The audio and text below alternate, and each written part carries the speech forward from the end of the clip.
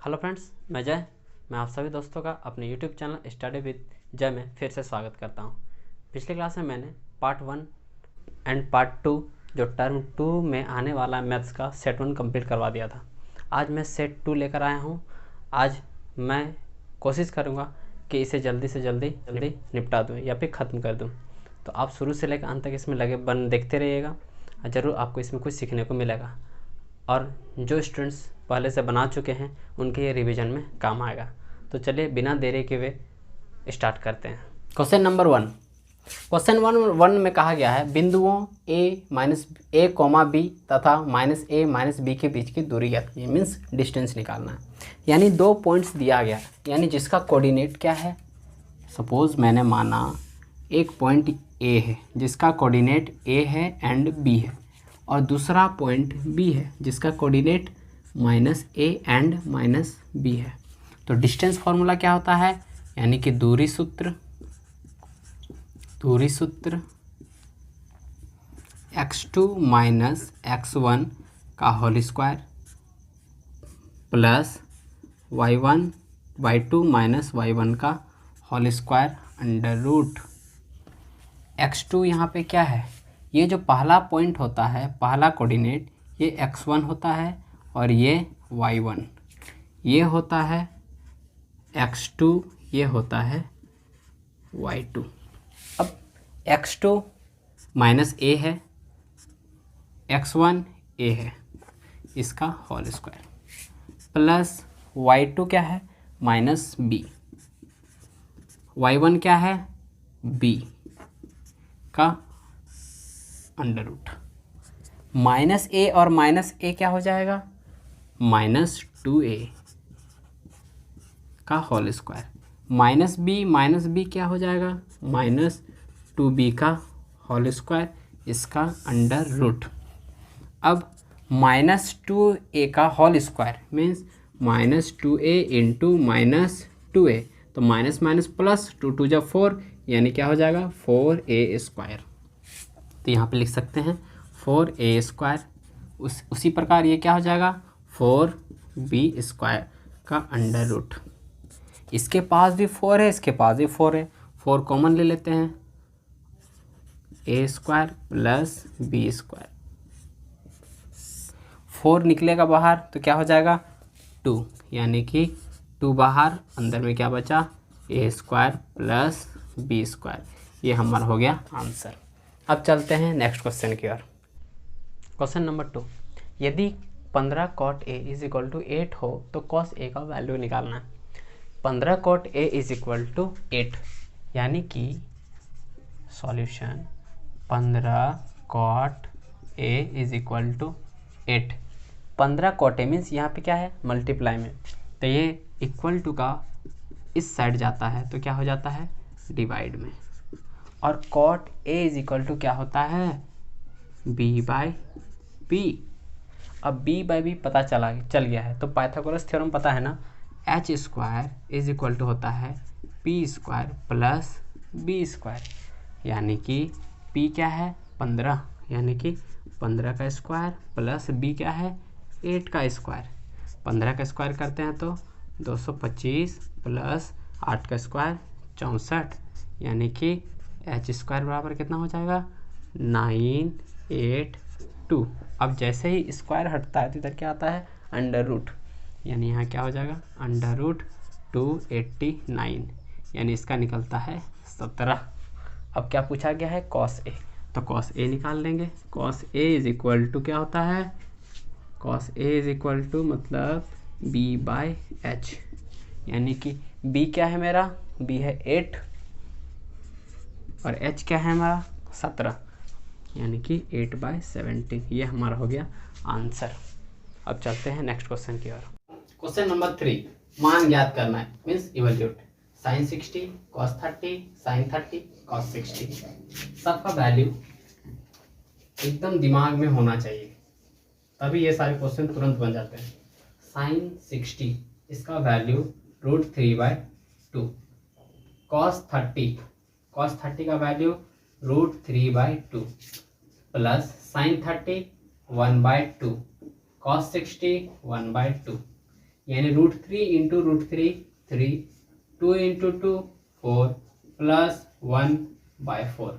अगर इसका हम एलसीएम लेते हैं तो 4 आता है, यानी कि 3 + 1 क्या हो गया 4/4, कट गया आंसर 1। ये हो गया आंसर। अब चलते हैं नेक्स्ट क्वेश्चन की ओर। Question number 4, sine 67 degree plus cos 75 degree को 0 डिग्री से 45 डिग्री वाले त्रिकोणमितीय अनुपात के पदों में व्यक्त करना है। मीन्स यहाँ जो भी वैल्यू दिया हुआ है साइन का और कॉस का, ये जो 67 है और जो 75 है, इसको क्या करना है 0 डिग्री से 45 डिग्री का बीच वाला में लेके आना है। इसके लिए क्या करेंगे, अगर हम साइन 67 डिग्री का बात करें प्लस कॉस 75 डिग्री की बात करें तो 67 कब आया होगा, अगर हम बोले कि 90 डिग्री माइनस 23 डिग्री, अगर 90 में 23 घटा देते हैं तो ये मेरा 67 आता है। और अगर कॉस 90 डिग्री में 15 घटा देते हैं तो मेरा 75 आ जाता है। और ये पता है हमें कि sine 90 minus theta equal to cos theta, यानी cos 23 degree plus sine 90 minus theta equal to cos 90 minus theta equal to sine इतना। ये हो गया हमारा आंसर। अब चलते हैं नेक्स्ट क्वेश्चन की ओर। क्वेश्चन नंबर 5, एक शंकु की तिर्यक ऊंचाई 16 centimetre means slant height 16 centimetre और आधार की त्रिज्या मीन्स बेस रेडियस 14 सेंटीमीटर है। इस शंकु का वक्र पृष्ठीय क्षेत्रफल, यानी कि वक्र पृष्ठ मतलब कर्व सरफेस एरिया, यानी कि इसे सॉल्व जब करते हैं तो जो गिवन होता है वो पहले हम लिख लेते हैं, जैसे दिया गया है या फिर गिवन क्या क्या दिया गया है, एल स्लैंट हाइट 16 सेंटीमीटर और R is equal to 14 centimetre. क्या कहा गया, शंकु का वक्र पृष्ठीय क्षेत्रफल, यानी शंकु का वक्र पृष्ठीय क्षेत्रफल, वक्र पृष्ठीय क्षेत्रफल यानी कि कर्व सरफेस एरिया क्या होता है, पाई आर एल 22/7, आर का वैल्यू 14, एल का वैल्यू 16, 7 से 2 टाइम में इसे गुना कर देते तो 44 × 16, 16 चौके 64 बचा 6, 16 चौके 64 अच्छे 70, इतना सेंटीमीटर स्क्वायर। अब चलते हैं नेक्स्ट क्वेश्चन की ओर। क्वेश्चन नंबर 6, x माइनस ए एक्स प्लस ए का माध्य मीन्स मीन ज्ञात करना है। यानी मीन का फॉर्मूला क्या होता है, मीन मतलब माध्य होता है प्रेक्षणों का योग, प्रेक्षणों का योग मीन्स सम ऑफ ऑब्जर्वेशन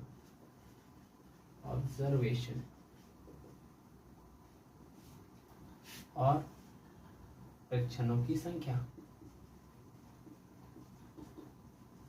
प्रेक्षणों की संख्या यानी कि नंबर ऑफ ऑब्जर्वेशन। प्रेक्षणों का योग यानी कि कौन कौन सा में गिवन है, प्रेक्षण ये पहला प्रेक्षण, ये दूसरा प्रेक्षण, ये तीसरा प्रेक्षण, यानी कि पहला प्रेक्षण को योग कहा गया, यानी कि x माइनस ए प्लस दूसरा क्या है सिर्फ x प्लस ए और टोटल प्रेक्षणों की संख्या कितनी है, यानी ये 1 ये 2 और ये 3 मीन्स डिवाइड बाय 3। अगर इसकी बात करें तो x माइनस ए प्लस x प्लस ए, कोई दिक्कत, सिर्फ ब्रैकेट हटाया हमने, माइनस ए एक प्लस ए यानी कि ये cancer, 1x 2x 3x means 3x bye 3, ये 3 कैंसर, आया क्या आंसर x, ये हो गया आंसर। अब चलते हैं नेक्स्ट क्वेश्चन की ओर। क्वेश्चन नंबर 7, 20 बल्बों के एक समूह में 4 बल्ब खराब है, मीन्स एक ग्रुप है जिसमें 20 बल्ब्स रखा गया है, जिसमें 4 बल्ब खराब मीन्स डिफेक्टिव है। इस समूह में से एक बल्ब यादृच्छिक निकाला जाता है, यानी रेंडमली एक बल्ब निकाल लिया जाता है।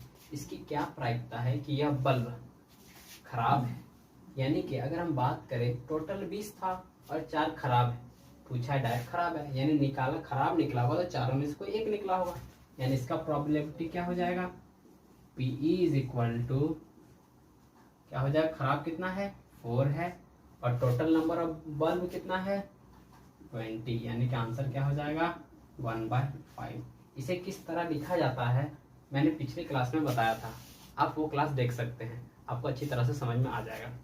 अगर बात करें सेकेंड क्वेश्चन की, तो सेकेंड क्वेश्चन प्रोबेबिलिटी क्या होगा, probability of E not defective, खराब नहीं है, खराब यानी कि टोटल था 20 बल्ब, 4 खराब है, यानी खराब कितना नहीं है 620 माइनस 4, और टोटल नंबर ऑफ बल्ब इतना, यानी कितना हो जाएगा 16/20, 4 और ये 5, आंसर क्या आ गया 4/5, यही आंसर।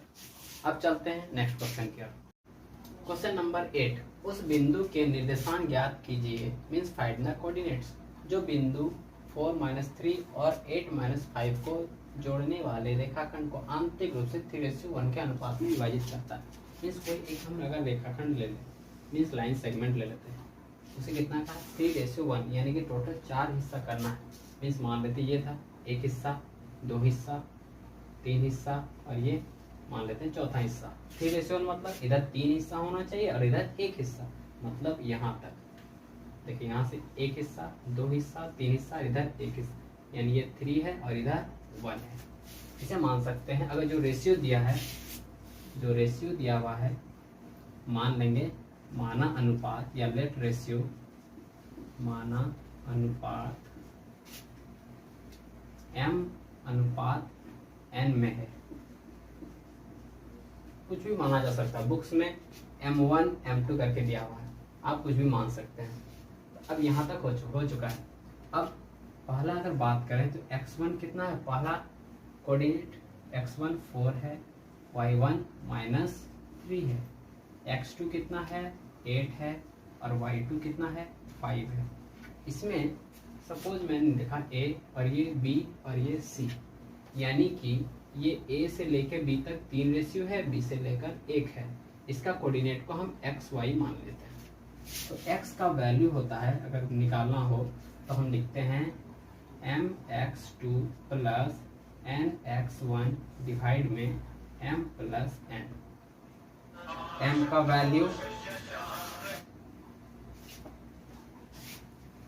वैल्यू क्या है, यहाँ पे 3:1, यानी m 3 रख देंगे, x2 का वैल्यू 8 है, n का वैल्यू 1 है, x1 का वैल्यू 4 है, m प्लस n यानी 3 + 1, 8 या 24 प्लस 4 डिवाइड बाई 4, 24 प्लस 4 कितना हो जाएगा 28/4, यानी कट गया तो 7, यानी x का वैल्यू पता चल गया 7। उसी प्रकार हम क्या करेंगे y का भी निकाल लेंगे, यानी कि my2 प्लस ny1 डिवाइड में m plus n।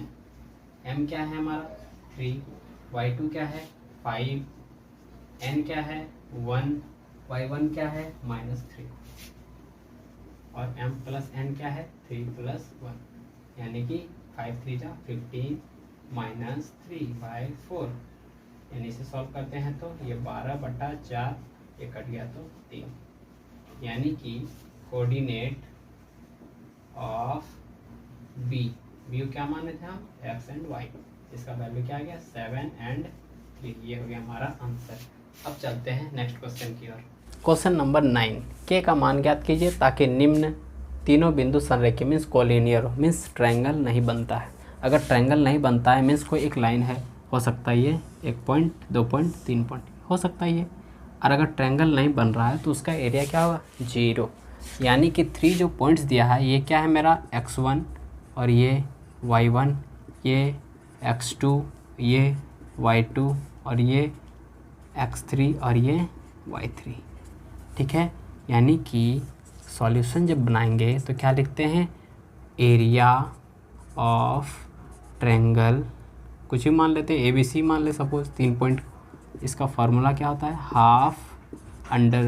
Half x1 y2 minus y3 plus x2 y3 minus y1 plus x3 y1 minus y2 is equal to 0। क्यों लिए? क्योंकि ट्रायंगल जब कोलिनियर है पॉइंट्स तो ट्रायंगल क्या होगा, एरिया 0 निकलेगा।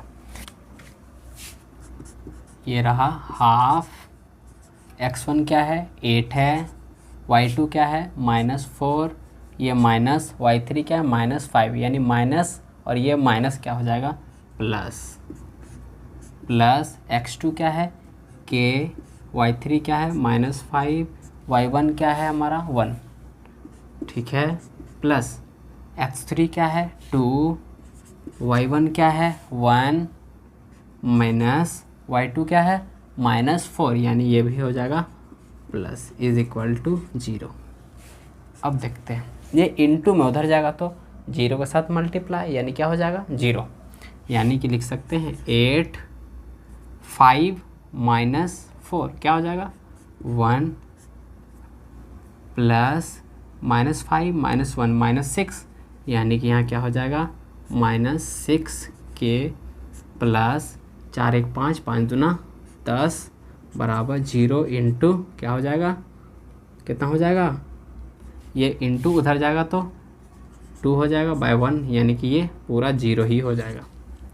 अब आगे यहाँ बात करें तो क्या हो जाएगा 8 -6 के प्लस 10, 10 और 8 18 -6 के इज इक्वल टू 18 माइनस में, क्यों? क्योंकि ये प्लस था ये भी प्लस था, 10 8 18 इक्वल टू उधर गया तो -18, यानी कि ये minus minus cancel, k is equal to 18 divide by 6 cut गया 3, यानी k का वैल्यू क्या होगा 3। अगर k का वैल्यू 3 रखते हैं तो में हमारा क्या आएगा 0 आएगा। अब हम चलते हैं नेक्स्ट क्वेश्चन की ओर। क्वेश्चन नंबर 10, ठेकेदार बच्चों को खेलने के लिए 1.5 मीटर ऊंचा फिसलन पट्टी लगाता है, मीन्स एक स्लाइड बनवाता है जो भूमि के साथ 30 डिग्री के कोण पर झुका है। फिसलन पट्टी की लंबाई क्या थी? आप सभी ने बचपन में फिसलन पट्टी पे जरूर फिसला होगा या पार्क जाते होंगे तो ज़रूर फिसले होंगे। ये रहा हमारा फिसलन पट्टी जिसमें फिसला जाता है, हो गया। आप सभी ने बचपन में क्या होगा फिसलन पट्टी ने स्लाइड किया होगा, जो इस तरह होता है। बच्चे यहाँ चढ़ते हैं, सीढ़ी यहाँ लगा होता है, बच्चे चढ़ते हैं और यहाँ से फिसलते हैं। इसमें कहा जो कॉन्ट्रैक्टर था उसने इतना मीटर एक बनवाया, ठीक, और कहा कि जो भूमि के साथ 30 डिग्री के कोण पर झुका, यानी कि कितना 30 डिग्री पे इंक्लाइंड है, और कहा कि फिसलन पट्टी की लंबाई, यानी फिसलन पट्टी मतलब ये स्लाइड का लेंथ क्या है ये, तो यानी कि ये P होता है, ये B होता है, ये H होता है। P और H का रिलेशन किस में निकलता है? साइन में। यहाँ पे स्टेटमेंट लिखा जा सकता है, क्या लिखा जा सकता है कि AB फिसलन पट्टी की क्या है ऊंचाई है, AC क्या है फिसलन पट्टी की लंबाई है, एंगल ऑफ एलिवेशन या उन्नयन कोण 30 डिग्री है, ये आप लिख सकते हैं। तो यानी कि त्रिभुज ABC में इन ट्रायंगल ABC, यानी क्या लिख सकते हैं साइन 30 डिग्री क्या होगा AB बाय AC, यानी कि P बाई H। साइन 30 का वैल्यू 1/2, AB का वैल्यू 1.5, AC को AC रहने देते हैं, और ये 2 कहाँ जाएगा इसके पास गुना में, और ये यहाँ चला जाएगा, तो क्या हो जाएगा AC बराबर 1.5 इंटू 2, यानी कि 3 मीटर आंसर, यानी कि जो स्लाइड है उसका लेंथ कितना है 3 मीटर का है। अब चलते हैं नेक्स्ट क्वेश्चन की ओर। क्वेश्चन नंबर 11, यदि sine 3A equal to cos A minus 26 degree हो, जहाँ 3 एक न्यून कोण यानी एक्यूट एंगल हो, तो A का वैल्यू ज्ञात करना। यानी कि सॉल्यूशन अगर हम देखें तो क्वेश्चन में कहा गया है sine 3A is equal to cos A minus 26, यानी कि साइन 3A कब आया होगा, तो कॉस 90 माइनस 3A लिखे होंगे, तभी ये क्या हुआ होगा आया होगा, क्योंकि cos 90 minus theta equal to sine theta. अब ये कॉस कैंसल, बचा क्या 90 degree minus 3A is equal to A minus 26 degree, ठीक है। अब 26 को इधर ले आते हैं तो ये क्या हो जाएगा प्लस हो जाएगा, और 3A को उधर ले जाते हैं तो ये भी क्या हो जाएगा प्लस हो जाएगा। यानी कि इन दोनों को जोड़ते हैं तो 116 डिग्री बराबर 4a, यानी a इज इक्वल टू क्या हो जाएगा 116 डिवाइड बाई 4, 4 से काटे तो 4 2 जा 8 बचा 3 यानी कि ये 9, यानी कि 29 डिग्री बराबर a। ये हो गया हमारा आंसर। सो फ्रेंड्स, आज की क्लास को इतना ही रखते हैं। आई होप कि आपको ये सेशन अच्छा लगा होगा। अगर अच्छा लगा हो तो लाइक कर दें, अपने दोस्तों को शेयर कर दें, और चैनल पर नए हैं तो सब्सक्राइब जरूर कर लें और बेल आइकन को जरूर दबा दें। तब तक के लिए अपना ध्यान रखें, खुश रहें, धन्यवाद।